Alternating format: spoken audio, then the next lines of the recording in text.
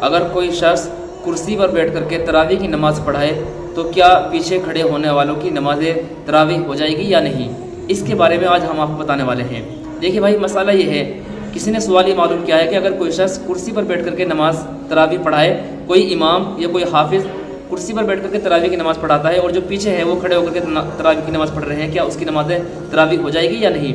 اس کے بارے میں آج ہم آپ کو بتانے والے ہیں۔ دیکھیے، اس مسئلے کا جواب یہ ہے کہ کرسی پر بیٹھ کر کے نماز پڑھنا اس صورت میں جائز ہوگا۔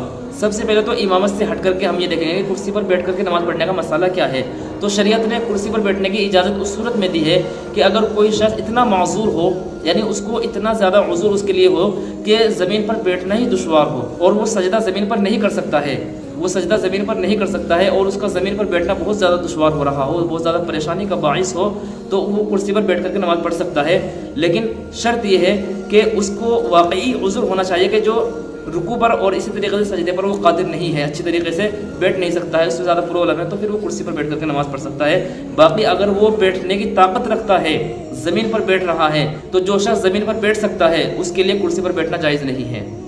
جو شخص زمین پر بیٹھ کر کے نماز پڑھ سکتا ہے اس کے لیے کرسی پر نماز پڑھنا جائز نہیں ہے۔ اسی طریقے سے جو شخص امامت کرا رہا ہے کرسی پر بیٹھ کر کے نماز کی، جو شخص نماز تراویح کی امامت کرا رہا ہے کرسی پر، امام کرسی پر بیٹھ کر کے تراویح کی نماز پڑھائے تو کیا تراویح کی نماز ہوگی یا نہیں؟ تو اس بارے میں جواب یہ ہے، شریعت مطہرہ نے ہمیں یہ حکم دیا ہے، امام کرسی پر بیٹھنے والا امام انہی لوگوں کی امامت کرا سکتا ہے کہ جو اس جیسے معذور ہوں، جو واقعی کرسی پر بیٹھنے والے ہوں، ان کو ہی وہ امامت کرا سکتا ہے۔ اگر کوئی شخص رکوع پر اور سجدے پر اور کھڑے ہونے پر قادر ہو اور وہ امامت کی اقتدا میں نماز پڑھے تو ان کی نماز نہیں ہوگی۔ اصول اور ضابطہ یہ ہے کہ جو شخص سجدے پر قادر ہوتے ہوئے، رکوع پر قادر ہوتے ہوئے وہ ایسے معذور کی امامت کی اقتدا میں نماز پڑھے گا تو اس کی نماز نہیں ہوگی۔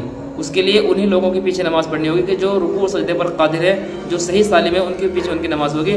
اور جو شخص معذور ہے تو معذور کی نماز ہو سکتی ہے۔ معذور ہو کہ جیسا یہ معذور نماز پڑھا رہا ہے، کرسی پر بیٹھ کر کے نماز پڑھا رہا ہے، جو نیچے بیٹھنے کی طاقت نہیں رکھتا ہے، تو اگر کوئی ایسا معذور ہے تو ان معذوروں کو یہ شخص امامت کرا سکتا ہے، نماز پڑھا سکتا ہے تراویح کی۔ ان کی نماز تراویح درست ہو جائے گی، ان کی تراویح کی نماز درست نہیں ہوگی کہ جو صحیح سالم ہو۔ مثال کے طور پر جو آدمی صحیح سالم ہو، رکوع بھی کر سکتا ہے، سجدہ بھی کر سکتا ہے، بالکل ٹھیک ہے، اور وہ ایسے امام کے پیچھے نماز پڑھے کہ جو کرسی پر نماز پڑھا رہا ہے تراویح کی، تو ان کی نماز نہیں ہوگی۔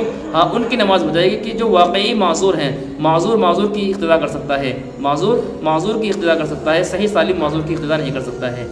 تو یہ چند باتیں ہیں اس تعلق سے، امید ہے بات آپ کی سمجھ میں آ گئی ہوگی۔ آپ کا بھی کوئی مسئلہ ہو کمنٹ باکس میں لکھ دیں، انشاءاللہ اس کو ضرور بتایا جائے گا۔ السلام علیکم ورحمۃ اللہ وبرکاتہ۔